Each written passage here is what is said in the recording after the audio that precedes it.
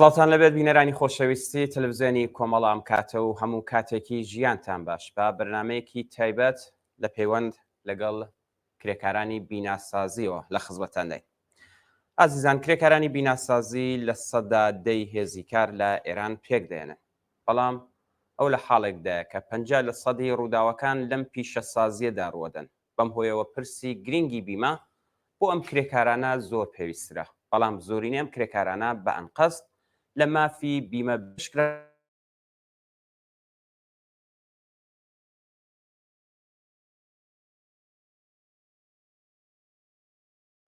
بیناسازی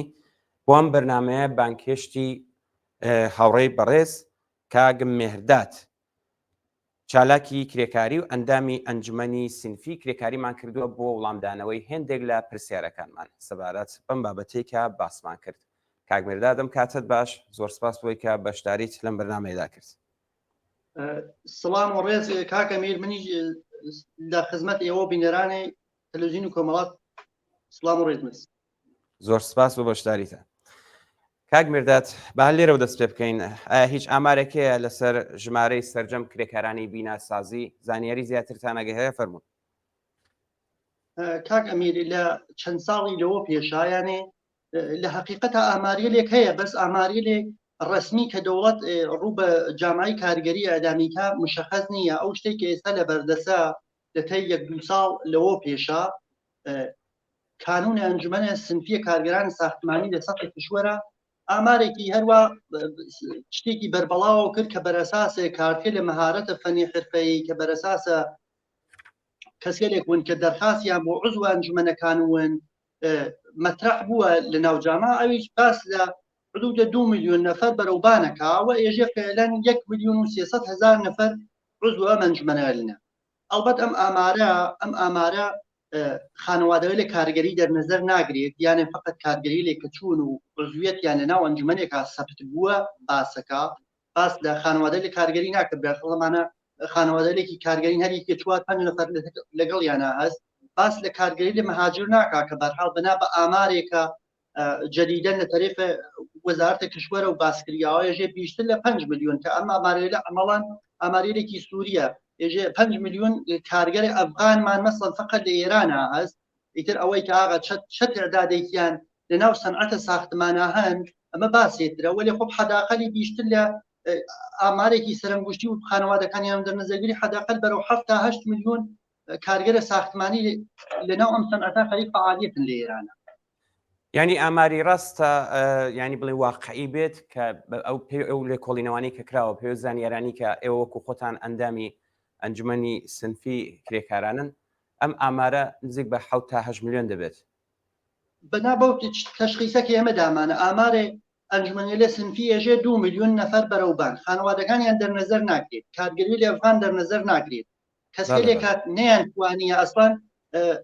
بوونە عزوە ئەنجومەنیلە دەرنەزەر ناگرێت، کە کەسێک کە تەیە چەندین ساڵە ئەسان مەسلەی بیمەییان مەترەحنەوە و عزوە ئەنجومەنە لێنەوەوانە دەرنەزەر ناگرێت. خۆ سەرنگشتیش حسابیکەیەتانی بێژە 7-8 ملیۆن نەفەر ئێمە کارگەرە ساختمانی بیشترمان لە ئێرانە. بەڵێ کاک مێرداد، باش ئەومان پێ بڵێ بارودۆخی ئەو کرێکارانە چۆنە، دەکرێت لەسەر ئەمە باسمان بکە. بزانجا ئەو شتێک کە لە ئێرانە خەریکە ڕووەوە حقیقەتەن ئەتانم بێژم شرایەتێکی فلاکەتبارە، یانێ تۆ شرایەتێکی فلاکەتبارە کە هەست و نیستە کارگەرە ساختمانی ئەسەن نابود کردووە، شخصیەتی بردی ئەسەن شخصیەتی پێوە نەماوە. ئەتانم بێژم بەردەیە مۆزدین لە قەرنە 21 ئەم کارگەریەکە. بۆ چە بەردەیە مۆزدین؟ بنا بە چەندین دلیل، بنا بەوەی کاغا لە سەرەتایی ترین حقوقەکانیان بێبەش نەمانە. یەکێکی مەسەن بیمەیە تامین اجتماعیە ئەکسەریەتە عەزیم ئەم کارگەریە شتێکە مشخصە، مەسەن ئێمێژین 8 ملیۆن تعدادیانە حەداقەلی مەسەن ئیسا هەر ئامارەکەی فلاکەتەکەی ئەوەیە کە 650,000 نەفەر بیمەی هەست. بەخشێکی ئەوەیە، بەخشێکی وەسە ئەمانەسەن ئەوانەیەوە بیمەیان هەست بیمەی بێکاری شامڵیان ناوێت، بیمەی بانشەستگی وەقۆ بانشەستگی بۆسە خەوێ بۆ ئەم کارگەریە جێ خەوێ مناسب یانە لە محیتە کارا، شوێنە ئیسراحەت یان نییە، یان تۆ دەرنەزەری بگرە غەزایە مناسب یان لە محیتە کاران نییە، سەعاتە کاریان توولانیە، شغڵەکانیان جوز و مەشاغڵە سەخت و زیاناوەر نییە و تەواو ئام بێ حقوقیەلە حاکمیت و نەهادیە لێ ژێر مەجموعەی سە لە تامین اجتماعی و ئیدارە کار و شورای ئیسلامی کار و كل ئەمانە لەناو ئەم بێحقوقیەلا تەحمیڵیان کردە دەستیان هەز و ئامڵ و مسەبەبە وەزعەنە کە باعث بوون بێتە منبع نیروی کارە ئەرزان بۆ سەرمایه‌داران و کەسێک کە ساخت و ساز دەکەن لە ئێرانە و ئەمەڵەن لەم نیروی کارە استفادە بکەن. ئێمە قسە لە کارگەری لێکەوە کە ێژین شرایەتیان چۆنەش ئاغا کەسێکن کە برجەکان دروستەکەن، ئاسمان خراشەکان دروستەکەن، ئوتلەکان دروستەکەن، فروشگاکان دروستەکەن، سادەتریانێ شوێنە سکوونەت دروستەکەن بۆ کل جامعە وەلێ خۆیان بێبەشن لێ ئەکسریتە عەزیمیان ئەسڵا شوێنە سکوونەتیان نییە. ئەمە بەخشێکیی بۆ چێژم ئەمانە بەردەی مزدین ئەسەن بەردەن لە قەرنە 21 بۆ نیەوە کە ئێمە هیچ کارگەرێکمان سوراغ نییە کە ئەلاڕەقم ئەو هەمکە هونەرەکە لە محیتە ساختمانە لە محیتە شارەکانە کوچە و وڵانەکان ئەنجامیان هیچ کارگەرێکمان نییە لە کارە خۆی ڕازی وێت، هیچ کارگەرێکمان نییە لە زندگی خۆی ڕازی وێت. مناڵێکی شک ناوەین حقیقەتەن افتخارکە کە باوکی کارگەرێکی ساختمانی ئەزانچە ئاریان دێتی ئەمە سەکە ئێمێژین کارگەرێکی ساختمانی کارگەرێک بەردەیەکی مزدی ئەسان بەردەست لە قەرنە 21 ئەم بێحقوقیەلە وای پێکردێتە وەکو بەردەی پێبێت. زۆر باش کاک میرداد، ئێوە بە خۆتان ئەندامی ئەم ئەنجومەنان کەمێک زیاتر زانیاریمان لەسەرەوە پێ بدەی، باسی بیمەت کرد، بیمەی ئەم کرێکارانە سەرڕای ئەوە کە دیارە ئەگە بڵین بە ئام زیاتر بیمان نییە. خۆتان ئاماژەشتان پێدا کە زۆرتری کرێکار لە خۆ دەگرێت، هەموو هونەرمەند سەرڕای ئێمە زۆر ڕۆژانە لە هەواڵەکاندا باسی دەکەین کە زۆر جار کرێکار بەهۆی نەبوونی نائستانداربوونی ئیمەنی لە شوێنی کار یا بەردەبێتەوە یا شوێنەکەی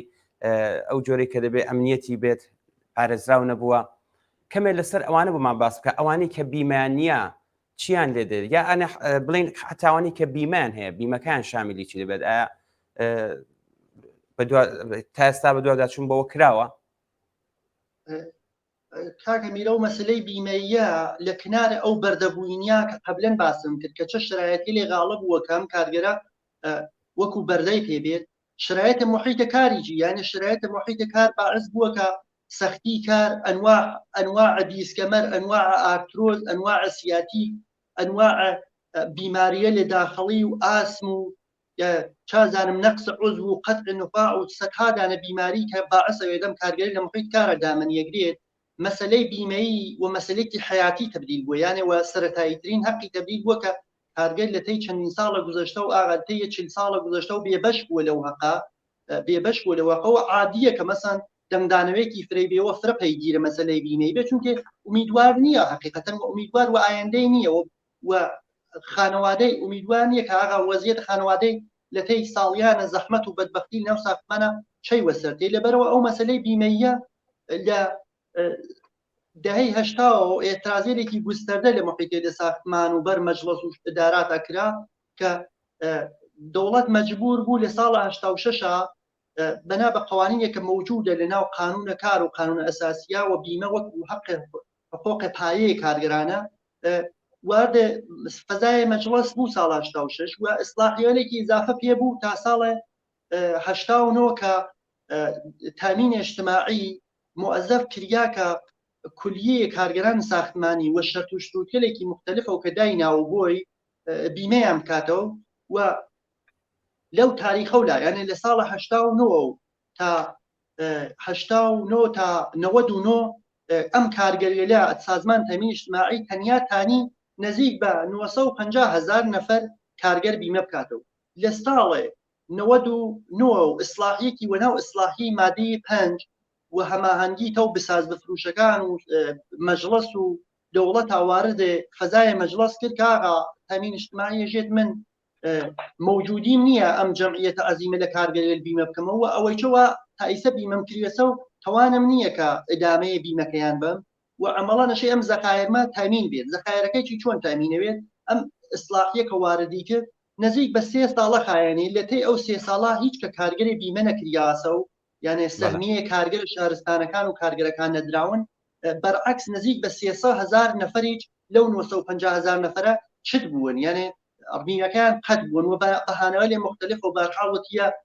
کارگەریە لێلوولەکەش بەنا بەوە کە مجەوەزیان هەست مەسەن بیمەکانی قەت کردیا، کارگەری لە گازکشی قەت کردیا، کەسێکە کارگەری لە کاغە بەرحاڵ کارگەریەکی فەسڵین پێش دێت لە ناو ساڵات 4 مانگ 5 مانگ 6 مانگ بێکارەون و بعضی وەخت توانیان نییە بیمەکەیان سەر وەخت پەرداکەن بیمە ئەمانی قەت کرێ و ئەمە شامڵ ئەو 300,000 نەفرە ئەوێت و ڕۆژ وەم چتە ئەزافە بێت وەم تعدادە ئەزافە ئەوێت جديداً ئەو مەسلەی ئیسلاحی مادەی 5 لە تێی چەند ڕۆژە گوزەشتا کە کانون ئەنجومەنە سنفیە کارگەران ساختمان فراخانێکی دا و بۆ ئەنجومەنەکان کە چەند فراخانێکی کتوپڕ و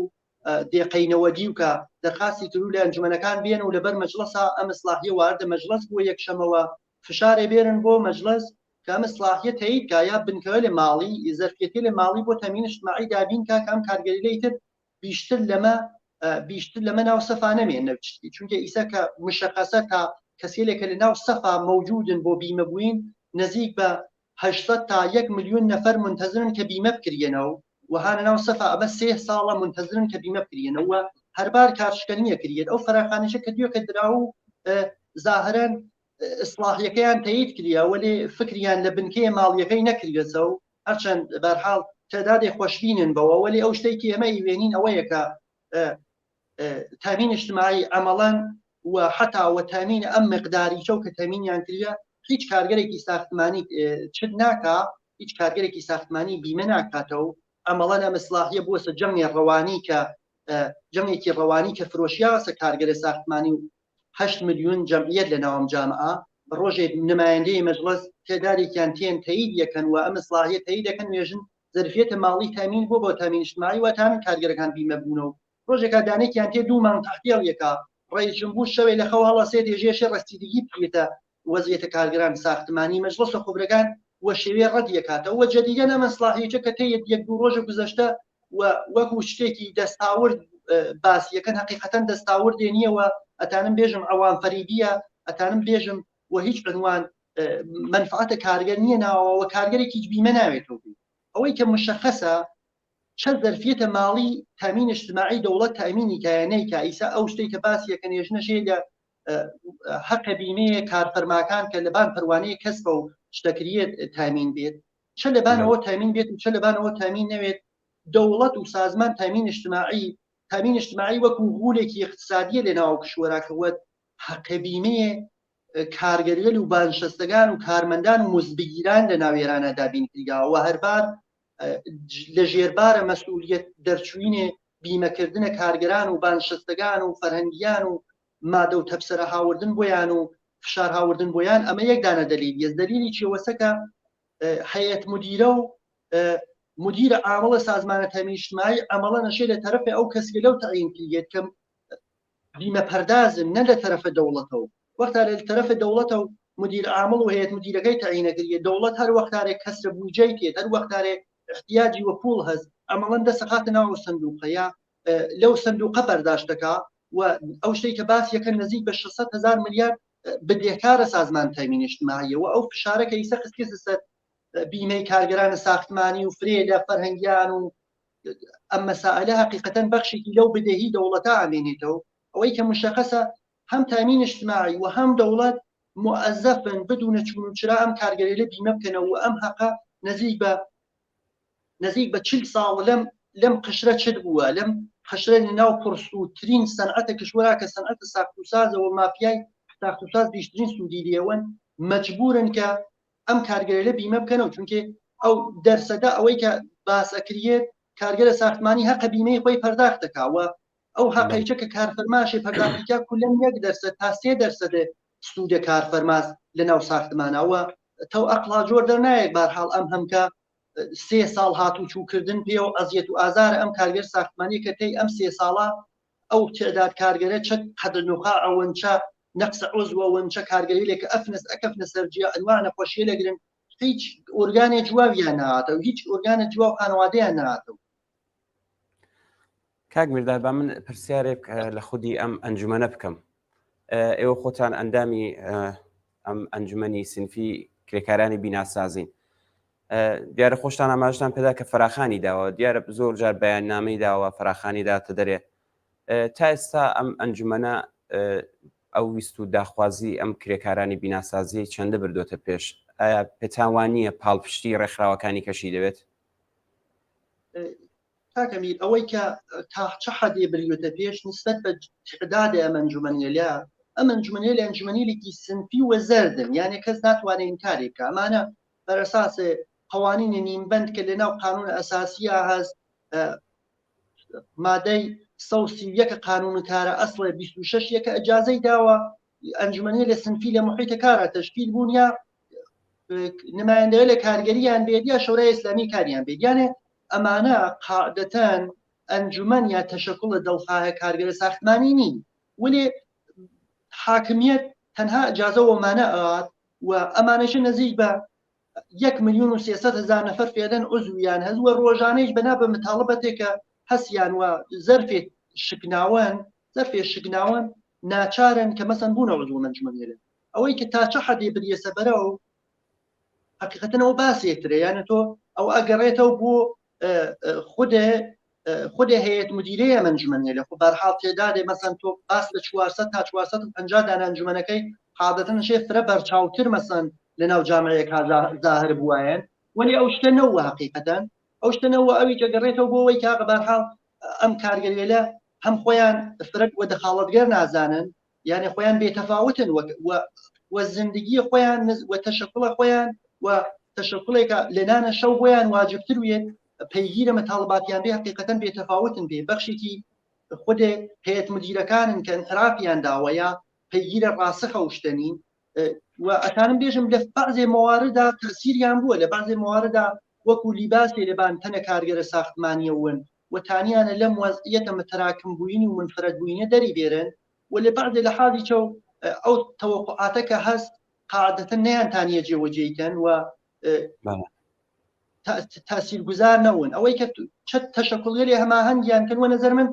قاعدەتەن تەبقەی کارگەر لە هەر حاڵەتێک ئەگەر هاوپەشی تێداێتر لە تەشەکوڵەکانی بێت خۆ قاعدەتەن تانێ قدرەتمەندتر وێت، وەلێ من مشکلە ئەسڵیە ئەنجومەنە لە خودە ئەنجومەنەکان و لە هەیەت مدیرەکانی ئاوێنم کە نەیانتانیە ئەو ارتباطە ئۆرگانیکە کە ئەشێ لەبین بەدەنەی کارگەریە ئیجادیەکەنی ایجادیان نەکردووە. زۆر باشە کاک مێرداد، ئەو کرێکارانی کە باست کردن ئەوانەی کە بەهۆی بڵێنەوەی کە لە شوێنی کاردا تووشی ڕووداوی کار دەبن بەرحاڵ خانەنشین دەکرێن کە ئەندام دەبرن یا شوێنێکیان دەشکێت ناتوانن کار بکەن، دیارە کە مەسەن ئەگەر لەلایەن دەوڵەتەوە هیچ یارمەتیەکی پێنەدرێت بەهۆی ئەوەیە بیمەی نییە، ئەم ئەنجومەنە ئەسەن وەک بڵین ئاوری لێداتەوە ئەتوانێت کومەکی بکات تاالان شتی وا بووە پێشاتوە ئەزانین چ وەکو پێشاتر نەمەنجمەنێلە چۆن بێژم تۆقعاتێ یعنی ئەوە متاڵباتە کارگەرە ساختمانی لە ناو ئێرانە زۆرە کە ساڵیان ساڵ ئەم متاڵباتە پشتگوێ خراوە، ئەوە متاڵباتی زۆرەکە مەسلەی بیمەیی فرە مەترەحە بۆی، ولی خۆ بەرحاڵ ئەوەی کە ئەمە ئەنجومەنێلە تا حەدێ تانیانە تاثیرگوزارن بەڵێ کارگەرێکە لە محیط ساختمانە بەرحاڵ داکە فێت قەدنوقا ئەوێ نەقسە عزوێ اتفاقێکی بۆ کە فێت تعدادی لە ئەنجومەنێلە حداقل ئەو ئەنجومەنێلەوە لە کوردستانە هەن زۆرە فعالیەتیان هەن حقیقەتەن تانیانە سەردانیان بکەن دڵنەواییان بنەو تا حەدە تەوان تانیانە پەیگیرە کارە بیمەیی و بازڕەسی و مانیانە بوون، ولی ئەوەی کە تان کۆمەکی ماڵیان بکەن لە پێش هاتیە بەرحاڵ وەکو تێدادێ وەکو جەم حاضرون سندوقی تشکیل بن و حمایەتی بکەن دیان، ولی ئەم شتە بەرچاو نەوە چونکە ئەم ئەنجومەنێلە موجودیەکیان نیە، یعنی ئەو پوڵەکە هەست لە ناو سندوقە ئەنجومەنە حەق عزویەتێ کارگەری لە ساختمانیەکە حەق عزویەتێکی زۆر نییە کە بتوانێت ڕەسیدگی بکاتە ئەم هەموو کارگەرە کە بەرحاڵ لە محیط ساختمانە اتفاقاتیان بۆ کەفێ، ولی وەکو سەردان و پەیگیرە مەسائلە کاریان بێت لە ئەدارەکانە پەیگیر بێت سەردانە تانوادەکانی بێت کردی یا ئەنجومەنە حداقل لە کوردستان ئەو شتە اتفاق کەفتیە. زۆر باشە کاک مێرداد بابینە سەر دۆخی بەسەر ڕاوی کە هەموو باسی کێشە و گرفتەکانت کرد، بەڵام ڕای ئێوە لەسەر خەباتی کرێکاران و تواناییان بۆ خەبات و ڕێخستن چییە؟ ئێوە چۆنیە بینن ئەگەر دەکرا ڕوونکردنەوەیکی لەسەرەوە بدرێت؟ زانین چێ کاگەمیر ئەوەی کە مشەخەسە کارگەرە منفەرد سدای وە هیچ کوێنە ناگەیت، ئەوەی کە مشەخەسە دیوار کۆتاتر لە ناو ئەم جامعە لە دیوارە کارگەر وجودی نییە و ئەوەی ئەیوێنی هەر لە فەرهەنگیان و معالمان و پەرستاران و بودێت تا کارگەران ساختمان کە فرە متاڵباتیان فرە زۆرتر لە وەسەکە لیان سنراوە، ئەوەی کە وەزعیەتە تەشەکولیابیان چە حقیقەتەن من ناتانم ڕاهکارێکی جیا لەو شتەکە موجودە بم حاکمیت ئجازەیە هیچ گونە تەشەکڵێکی مستەقل بە تۆ نادا تەنیا تەشەکڵێکە موجودن ئەم ئەنجومەنیە سنفینەکە بەربەڵاو لەناو کارگەرێ منفرد و متراکم و فەسڵیان جەمە و کرێزە دەوروپەیان و هەر لە هەر شارێک و لە هەر منتەقەیەکە چەند هەزار نەفەر عزوە ئەنجومەنیە لەسا واتانم بێژم تەنها زەرف و تەشەکڵێ موجود لە ئێرانە عەلا ڕەغمە کەموکاسیەکانیان هەر ئەم ئەنجومەنیە لەسا و تەنها ڕاحەل ئەوەسە کە کارگەرانە ئاگا لەناو ئەمانە دەخاڵەتگەرون و گیان نێڵە یعنی بۆ کارگەرانە ساختمانی فعلەن هەر ئەم ئەنجومەنیە لە موجودن و شتێک خارج لەمانە موجود نییە حقیقەتەن. زۆر باش کاک مێرداد ژمارەیەک لە کرێکارانی کوردستان بینە سەر کوردستان بە تایبەت کرێکارانی بیناسازی دیارەت بە خۆشتانەگادار بن کۆچێکی بە کۆمەڵیان بۆ شاری دەماوەند کردووە وەک ئەوەی کۆمەنێکیان بۆ خۆیان پێکە نابێت زانیاریتان لەم بارەوە بۆ ئێمە و بینەران چیە دەکرێت لەسەر مەش باس پێ بوومە ئەو مەسلەی مەهاجرەتە حقیقەتەن مەسلەی مەهاجرەتە کارگەرانە بیناسازی یا کارگەران لە کوردستانە حقیقەتەن شتێکی زۆر تازە نییە یانە تۆ وە درێژایی عمرێ دوو حاکمیەتە شاهنشایی و جمهوری ئیسلامی کارگەران لە کوردستان جزوە بێکارترین چتووە جزوە بێکارترین وەستانوە لێ کشوەرەوە و هەموارە کارگەرە ساختمانی بۆ دەساوردنێ مەعیشەتە خۆی بۆ دەساوردنە مەعیشەتە خۆی ناچار بووە بەرەو ئەم شار و شار بڕێت ناچار بوو مەهاجرەتکە لەبەرەوە بەعزێ وەخت پێش هاتی بەرحاڵ مشکلاتی زۆریان هەست کارگەرێک کە لە منتەقەی خۆیان کارەکات لە منتەقەی بوومیە خۆیان کار و فعالیەتەکە زۆر وەزعیەتی جیاوازتر لەو کارگەرێک کە مەهاجرەتەکە کارگەرێک کە مەهاجرەتەکە ئەمەڵان چەندانە مەسەلەتێک یا دامەنیەکی یەکێکی ئەوەیە کە ئەم کارگەریە لە محیتی کارە نائیمنا خەریکن زندگیەکەن دوومەن ئەمەیە کە ئەم کارگەریە ئەو محیتە نائیمنە کە باسیەکەم بەنا بە ئامارێکە موجودە عەلا ڕەغم ئەو 10% کە خۆتان پێشتر باستان کرد 50 تا 60% حوادثە محیتەکە دووەم کارگەری لەسەی دێت ئەمە نائیمن بووینە ئەو محیتە کارەسا و زەرورەتەسە کە مەسەلەی بیمەی شتێکی جدی کرد لەسەر و جیا لەو ئەم کارگەریە کە مەهاجرەتەکەن ئەمەڵان بێنەهایە تاقیرەون یانە تۆ کارگەرێکە ئەچێ لە شارێترا لە منتەقەی ترا کارەکە ئەوڵەن شوێنە سکوونەتی نییە یانە شوێنێ مانەوە یەکسەرەن لە محیتە ساختمانە هەست کە هیچ گونە نکاتێ بێداشتی نییە تۆ تەنانەت کەسەکە حازرە 5 طبقە 10 طبقە ساختمان کاتەوە لێ زۆری لێتێ حمام و دەشۆریە مەسەن بۆ کارگەرە ساختمان بۆ کارگەرێکە سازەندەی ئەو بیناسە دروستکە شوێنێکی مانەوە کە مەسەن لە حەدێ شوێنێکی ئیسراحەتە لە وەختە گەرمایە کولەرێکی بێت یا زمسانە بخاریکی بێم شتێ نییە یانە تۆ لە سەرەتاییترین حقوقەکانی بێبەشن لە تامینکردنە حەداقل ئەکسەرەنیان سووە تەغزیەیان یانە وعدەی غەزایی مناسبیانی ئەکسەرەنیان دووچارێ نەخۆشی لە ڕۆحی ڕەوانیەوەن لە محیتە ساختمانە ئەمە ئەو کارگەری لە ئەگەڕێتەوە کە مەهاجرەتیان کرد کە هەر ناو کشوەرەکەی خۆیانە ئازاینجیان هەر ناو کشوەرەکەی خۆیانە ئیسە بەرەو دەماوەند بوێت یا بەرەو تاران بوێت دەسەجەمی بوون ئەمە گشتی دامەنە گشتیانگرێ یانە شتێکی جیاواز نییە بێژیاغا ئەم شتە لە دەماوەندا زۆر جیاوازترە لە شوێنێرێت بەڵێ کاک مێرداد پێت وایە ئەرکی کۆمۆنیستەکان سەبارەت بەو کرێکارانە هەڵبەت بە پێی شوێنی جوغرافیایی ئەگە بڵێن باسی بکەیت چه ئەرکێکیان دەکەوێتە سەرشانیان دەبێت چی بکەن زانچە وەکو ئەرکی کۆمۆنیستەکان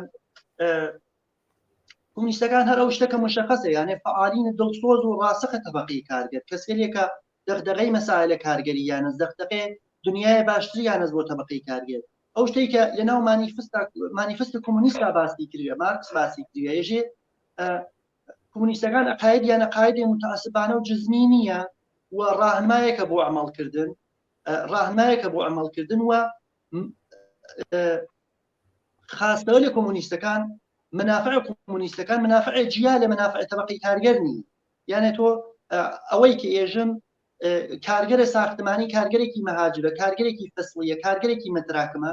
و تەنها زەرفلێکە موجودە ئەم ئەنجومەنە لەنا شتێکی ئێمە ئیسا ئەیوێنی لەناو جامعە و ناتوانێت ئینسانێکی فعال ئینسانێکی چەپ و ئینسانێکی خواهانە تەغییر و تەحوڵە ناتوانێت تماشاچی بێت کە ئەم ئەنجومەنە لە موسعەتا بەرەو انحراف کێشیان تەوەسطە حراست و ئیدارەیە کار و نەهادێ لە ئەمنیەتی لە ناوەڕۆکە خۆیان خاڵی بکرێنەوە ناتوانێت تماشاچی وێت کە ئەم هەیەت مدیرەوەلە وەکو مڵکە شخصی باس کردێت یانە کەسێک وەکو مڵکە شخصی تماشایە ئەنجومەنهێلەکان کەسێک وەکو بنگایە مەعامڵاتی سەیری بکەن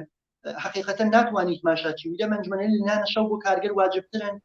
کارگەر و فعالە کۆمونیست و ئاگا ئەشێ ناویانە دەخاڵەتگەر وێت ناوێ بێڵێ ئەمەنجمەنهێلە کارگەر تەشەکڵ گوریسکەن ناوێ بێڵێ کارگەریان بێتەفاوت ون پێ ئەشێ سایتا لە ناو هەر کامێ لەو ئەنجومەنهێلە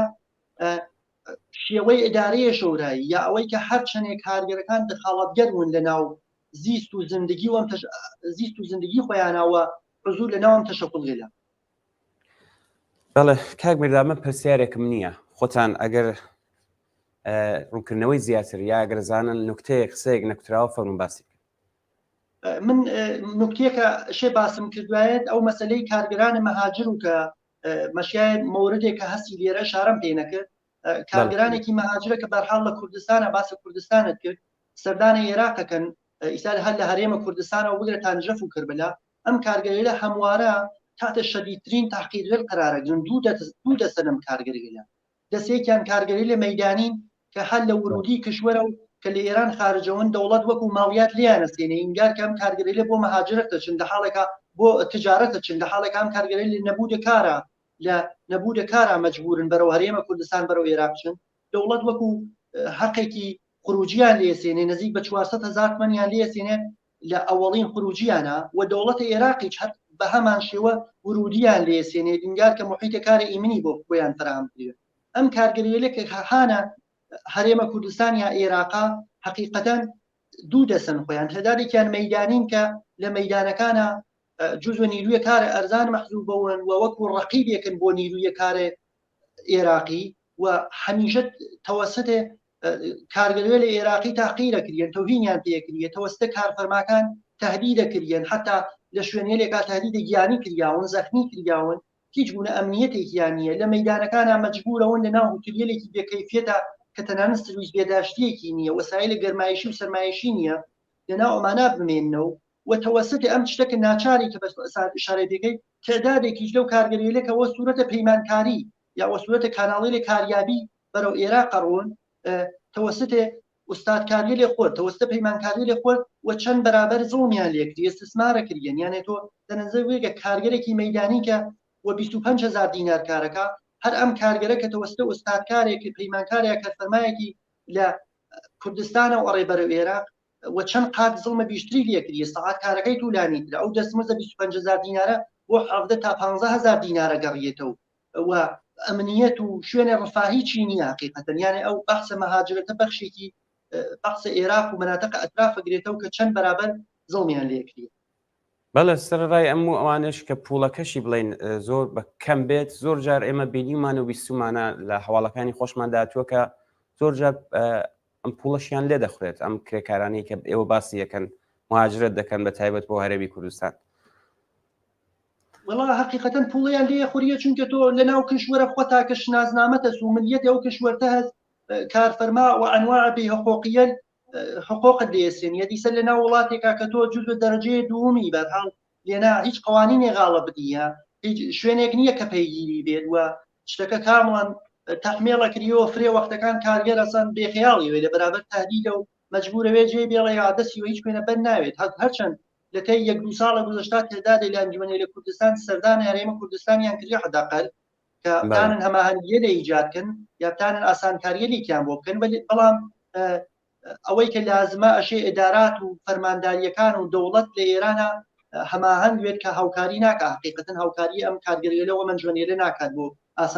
ئاسانکاریکردن بۆ کارگەری لە مەهاجرە.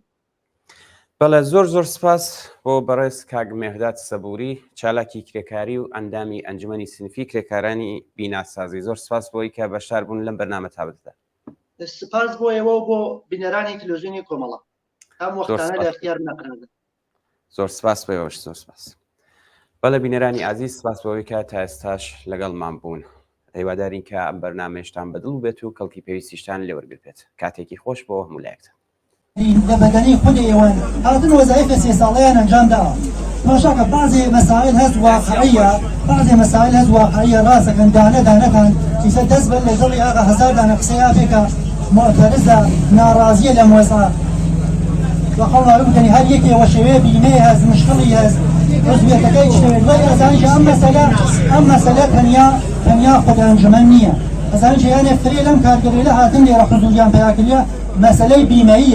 مسألة بيمية كسازمان تأمين اجتماعي الهول الاقتصادية اللي تسموز بيمي كارجري لساقماني وإنا قوربو وهالروجة خريكة مانع اعتراضية كابو كارجر حقيقة هالروجة خريكة برنامج مفاضية تيريب حالاي شكا كارجر هز 20 سالك عضو انجمنه 20 سال بیمه پردازی که لم بینات یا قسیم بیمه کی پرداخت کنم چه زاغنی سرکارو هر روز برنامه دروس کردن دندان باش زانیم حقیقتا بحث تنیا اولیه که هیئت مدیره لیره مسئوله هیئت مدیره تنیا زمانی که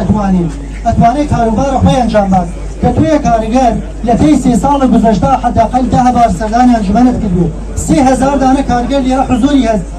خودتان پرسیدان تایسو چند را سردان انجمنتان گیرو پیگیر مشکلاتان بون همیشه اشیاء تماشا که مشکلتان با ایجاد بتا بران سردان انجمنتان تماشا که ایسا لسر مسئله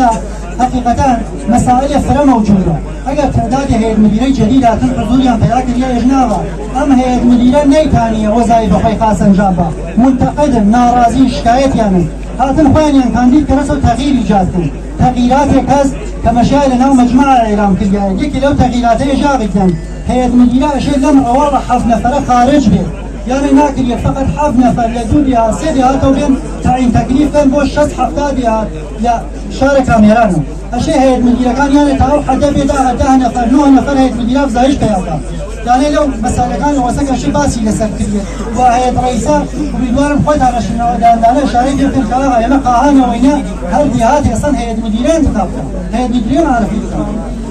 دانيت لو أنا ما شاك دانيت لو مسألة لك قرار تغيير مديرية